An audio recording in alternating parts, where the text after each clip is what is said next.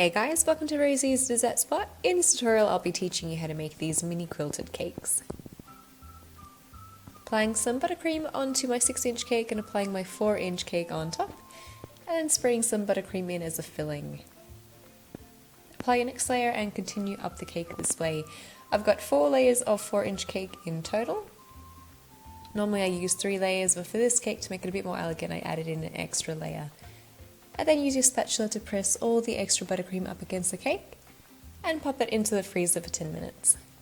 Then apply the rest of your buttercream up top and along the sides as well, flattening it out at the bottom, pushing it out to the sides, and then adding a healthy amount over the side. Make sure to fill in all the spaces and then take a bench scraper and scrape off all the excess, making it nice and smooth, and using a spatula to remove that lip of frosting. Then pop it into your freezer for another 10 minutes. In the meantime, we'll roll out our fondant. I have here a teal coloured fondant that I've used.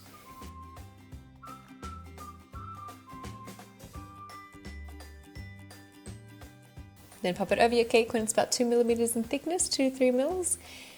And then secure it at the very top and at the sides as well. And I've used that fondant smoother just to make sure that all the air has been pushed out of the cake. And then spread out those folds and in circular motions press down on the cake to attach your fondant. Go around the whole cake like this until you reach the very bottom. To make sure that my fondant's secured to the bottom, I just use my fondant smooth and tap it up against the cake. And then cut off the excess with a palette knife and start smoothing off the sides. Smooth off the top as well. And then using this really cool quilting tool, I make sure that I have it lined up nice and straight, both sides of its feet up against the cake board. Press it in on one end and then gently roll it onto your cake, making sure to have even pressure across the whole thing. And that way your indentations of your diamond quilt here is all the same. Then line it up again at those points. Again, press it in from the sides. And then pushing it, try to push it as evenly as possible as you roll it across your cake. Then press it in on the other side as well, just to make sure that you've indented it properly.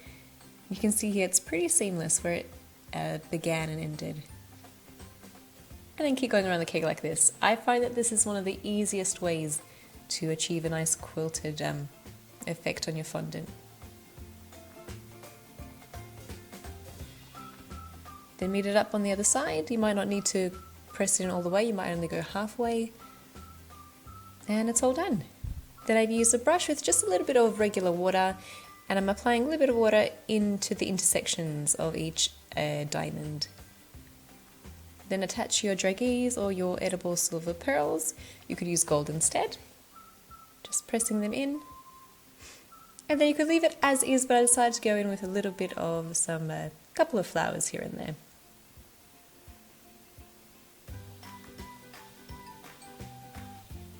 You could use fake flowers, you could use gum paste flowers as well. I just went for some real ones, just a lot easier that way. And then attach some cake bling, and I bought this from Spotlight. It's like a Hobby Lobby / craft store. And attach your cake topper if you have one. And that's how you make individual quilted miniature cakes. These are actually really pretty for an engagement party or a wedding. So in the center of a table where you have your guests, so you might have 10 tables with the guests, you might have one in the center of each, and then the actual wedding cake. Just little ideas. I don't know, I think it looks really elegant and it's perfectly suited to wedding / engagement. Having said that though, with Mother's Day coming up, it'd be a perfect gift for your mum.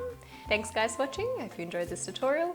I'll quickly say I've started up a little Snapchat account for Rosie's Dessert Spot if you'd like to see some behind the scenes. Every now and again, if I see a beautiful sunset, I like to take a snap, but mostly cake related things. And yes, if you like little toppers, they're available at rosiesdessertspot.com. Thanks again for tuning in, and I will catch you next time.